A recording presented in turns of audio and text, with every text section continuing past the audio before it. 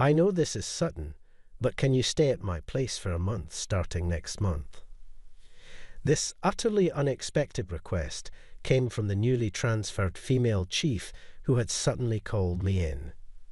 It was more than enough to throw me into a state of confusion. We were not close enough for me to be kiving at her place. "Excuse me," I stammered, taken aback. The chief blushed, fidgeting in embarrassment. Through this request from the chief, my life was about to take a significant turn. "My name is Thomas Mason.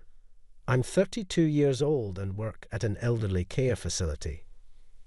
I've always loved interacting with older folks since I was a kid, being quite the granny's boy, so kiving is the perfect job for me. However, the kiving staff at work are mostly women in their 50s and 60s. There are only two men, me and the chief. That's why the chief, and I often take on heavy lifting, and I was a little dissatisfied with the unfair division of work. But I can't voice such complaints to the female staff. The chief, who was the only one I could rely on, has already passed the age of 65 and will retire soon. Once the chief retires, will I help everyone with their work? Until now, the work was finished because the chief helped me with it. Such thoughts filled my mind, and I couldn't help but sigh. Then the chief retired in no time, and a 35-year-old female chief was assigned from another department. "My name is Kay Scott. Nice to meet you all." When she introduced herself to us, I felt that Miss Scott suddenly looked surprised when her eyes met mine and quickly averted her gaze. Then she continued with her greeting. "What's going on? Does she know me?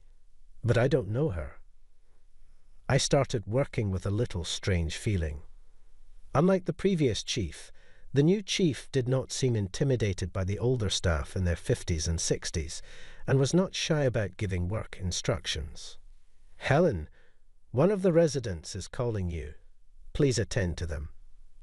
Jessica, you left meal assistance halfway to guide someone else to their room, didn't you? Please finish one task before moving on to the next." The new chief was brisk in her directives and closely observed the movements of the kiving staff, giving necessary corrections. There was no wasted motion in her work. Her directions and reminders were always on point. However, the Queen Bee staff, who had been there for many years, didn't like being instructed by a younger chief. "She's acting high and mighty for being so young. She's getting carried away just because she's the chief." Complaints about the chief had become commonplace at work. For some reason, the chief didn't give me any work instructions. It was as if she thought, "You can handle things on your own, right?" even without her saying it. Seeing this, the Queen Bee staff members started complaining about the chief again. "It's weird how she only gives us instructions and doesn't say anything to Thomas. She's probably just buttering him up because he's a man. Pathetic for a chief." Whenever I was in the staff room, I could always hear people badmouthing the chief. I was getting wary of hearing it, so I started spending more time chatting with the residents and less time in the staff room. However, being out of the staff room meant my paperwork wasn't progressing at all. I was getting tired of feeling like I didn't have a place at work, and my work was not moving forward. That's why I asked her for instructions. What should I do? Is there any work that I can handle? After saying that, I approached the chief on my own. Then finally, the chief said to me, "All right, then do this," and started to assign tasks to me. But the tasks given to me were things like changing sheets and cleaning the floors. It was obvious that these tasks were not kiving duties, just odd jobs. Seeing me accepting these tasks from the chief, the Queen Bee staff members started badmouthing the chief again behind her back. "That chief, she's definitely pandering to men, changing the work she assigns based on gender and age. She's really a wicked woman. The behind-the-back talk from the Queen Bee staff members was only increasing day by day. I started racking my brain about how I could improve the relationships at work. During such a time, I was called by the chief to the conference room. Did I do something? I couldn't think of anything. Well, it doesn't matter. Since I was called by the chief, I might as well discuss the interpersonal issues as well. As I was walking towards the conference room with various thoughts, I noticed the chief fidgeting with an unusually embarrassed look. When I asked, is there something you need from me?" she just kept looking down without saying a word. While I was watching the chief with curiosity, she finally opened her mouth. "I'm sorry for this sudden request, but can you stay at my place for a month next month?" "What?" I was confused by the sudden, unexpected request from the chief. "I'm going on overseas training, so could you look after my cat for me?" Saying so, the chief handed me her house keys, fidgeting with a bashful look. Ah, so that's what this is about. Although I understood, I felt a strange sense of urgency about this unexpected request from the chief. Why me? Aren't there other people you could ask? When I asked the chief that, she looked at me with a blush and said, "There's no one else I can ask. That's why I'm asking you, Thomas," and gazed intently at me. Looking at the chief's embarrassed yet serious eyes, I couldn't refuse. "Well, if you're okay with me, I'll do it." As I muttered that, the chief's face lit up all at once. "Really? Well, I'm counting on you next month then," she said. Now back to work, and walked out of the meeting room with a spring in her step. I could only stand there dumbfounded, watching the cheerful figure of the chief retreat. No matter if she didn't have anyone else to ask, why me? I'm not particularly close to the chief. With those thoughts in mind, I returned to my workspace. It was strange that the chief would entrust all her personal and home matters to me, a mere employee. As I thought about various things, I felt strange about the chief's attitude and had a vague feeling. At the end of the workday, I decided I had to refuse the chief's request and stay behind in the office. However, the chief was caught up in preparing for her overseas training. She was discussing the training with the office staff, receiving explanations about the flow of the day, meeting up with the translator, and so on. In our nursing home, there is an annual overseas training program for caregivers, nurses, and dietitians. They visit countries known for their advanced welfare systems like Sweden, Denmark, and New Zealand to observe and learn about their caving techniques in local hospitals and elderly homes. Usually, experienced employees attend to reflect on their usual caving tasks, but it seems that they couldn't gather participants this year. Apparently, the caregiver who was supposed to go suddenly couldn't make it due to a family matter. It was understandable then that the chief, who had recently transferred, was suddenly set to go on overseas training next month. As the chief busied herself with preparations for the overseas training, a month passed without me being able to say a word. The spare key she had given me still remained in my bag. The day before the chief's overseas training, I wondered, is she really going tomorrow? As I stared at the key I had received from the chief and thought about various things, the chief, who was about to go on her overseas training the next day, called out to me, "Could you drop by my place after work today? From tomorrow, I'll be relying on you to take care of my home daily." Upon hearing the chief's voice, I ended up having dinner at the chief's house after work that day. For some reason, although I should be visiting the chief's house for the first time, the apartment building seemed vaguely familiar. I thought about it for a while, but, in the end, I couldn't remember anything. With a feeling of unease, I entered the chief's home. As soon as I stepped into the chief's home, something black flew across in front of me. What? As I stood there in surprise, the cat, which had been on top of the cat tower until a moment ago, dashed into the depths of the room with great speed. She's incredibly shy around people. She's never let any visitors touch her, the chief explained while putting down her bag, donning an apron, and starting to prepare dinner. Wait a minute. I've never owned a cat before. There's no way I can take care of one that's so timid. When I voiced my concerns, the chief waved me over to the kitchen and said, "Come over here." She then proceeded to teach me about the proportions and timing for preparing cat food and water. She even showed me how to clean the litter box. But even if I understand how to take care of her, I don't think I'll be able to bond with her, I sighed. The chief responded, "You don't have to force yourself to get along with her. Just make sure you feed her and take care of the litter box. That's all you need to do." I was overwhelmed by the chief and reluctantly said, "I understand." I learned only the basics of cat care from her. Then the chief hastily cooked dinner for me and left early the next morning for her overseas training program. The next day, I continued with my regular work as usual. Today as well, I was busy with work, and before I knew it, it was past the regular time. "Oh no, I have to take care of the cat," I exclaimed and quickly stood up, hastily clocked out, and headed towards the chief's house. When I arrived at the house, a swift black figure dashed past me.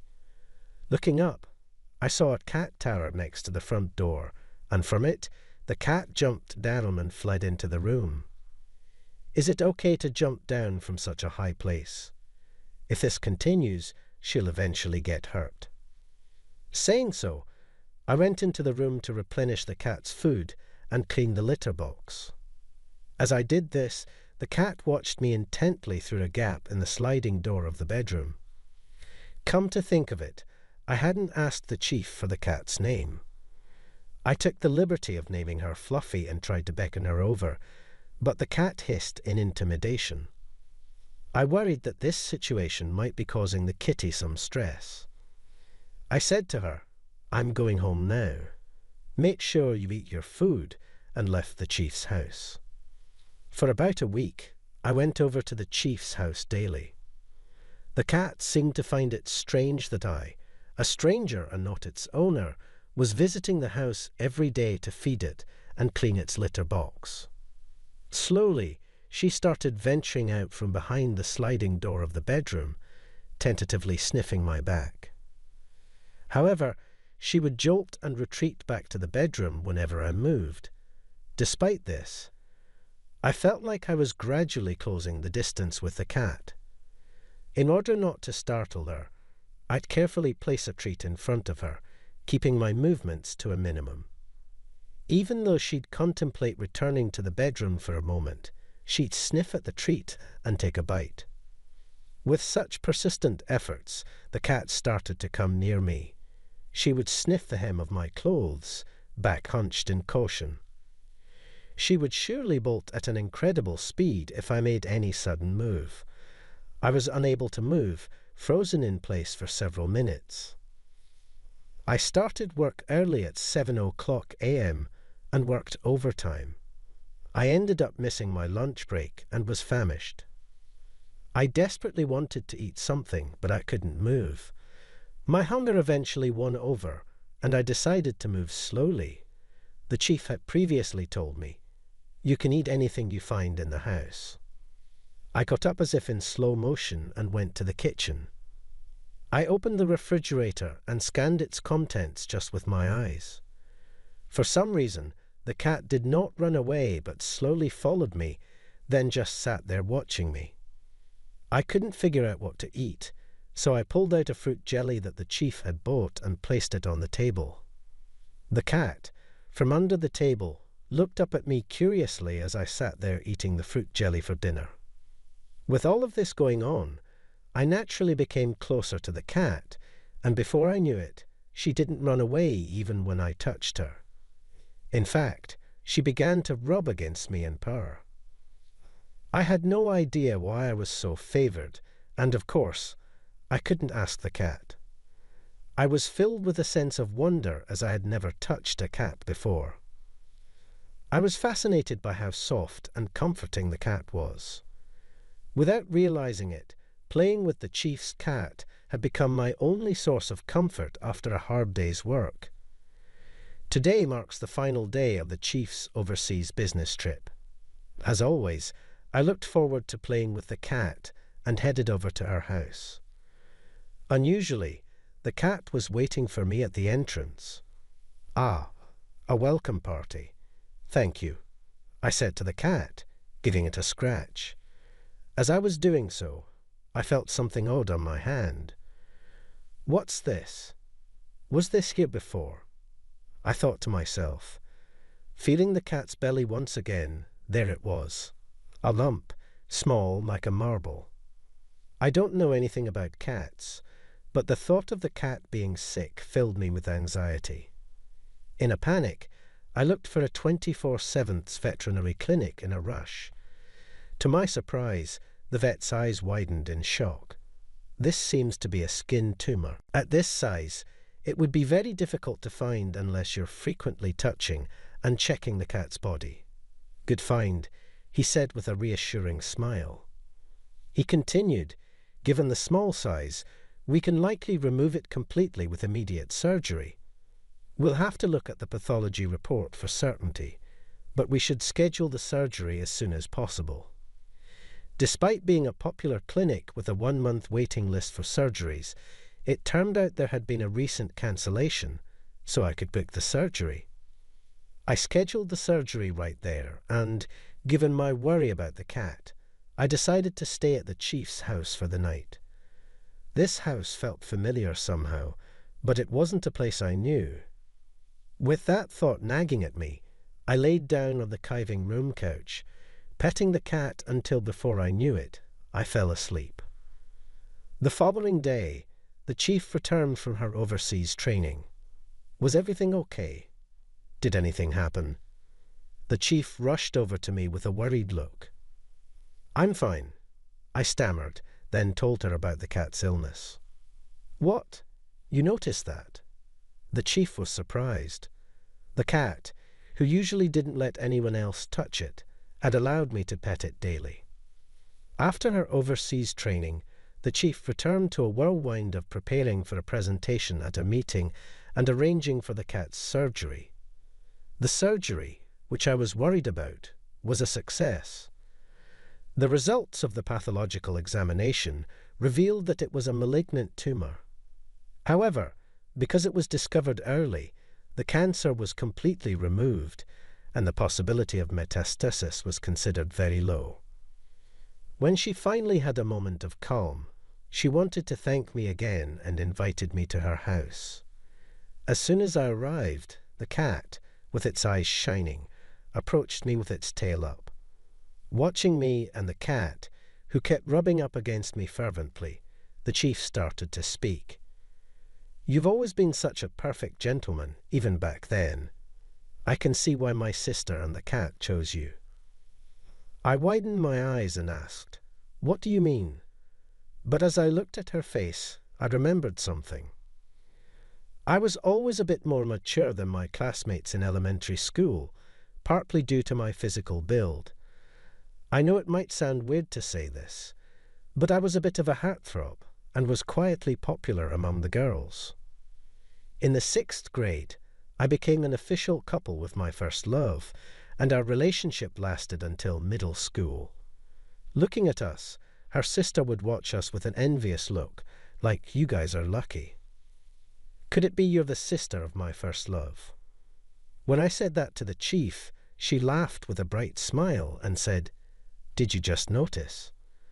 Then she told me a story. After my first love, and I broke up in middle school, our parents divorced. Her sister went to live with their mother, and the chief went with their father. Their father passed away from cancer a few years ago. She hasn't been able to get in touch with her sister or her mother. Feeling left behind and lonely, Kay started keeping a cat a few years ago. This house is actually her childhood home. But it's changed a lot recently as the area has been developed into a new residential area. The apartment was also renovated, which is why I didn't recognize it. To distract herself from her loneliness, she had been putting on a brave face at work. Then she was transferred to my department, and we were reunited. I secretly had a crush on you as I watched how seriously you cared about my sister, she said, smiling shyly. Unlike when she was at work, she had a really kind and cute atmosphere. I felt an electric shock course through me, blindsided by this unexpected revelation of our past connection. From that moment, I found myself frequently visiting her house to see the cat. You've done so much for the cat.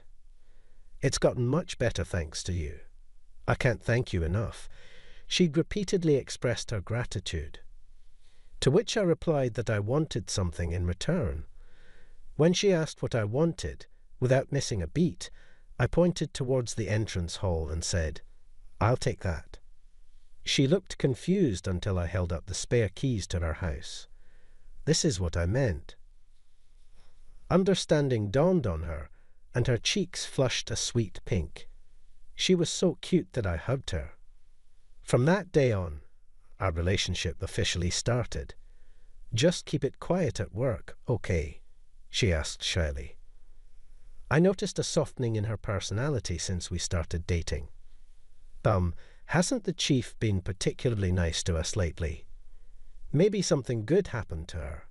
Has she got a boyfriend now? As I watched her laugh off the remarks from the Queen Bee staff, I felt a sense of relief and couldn't help but smirk. I hope you enjoyed the story. Subscribing to the channel can be a great motivation for us. See you in the next video.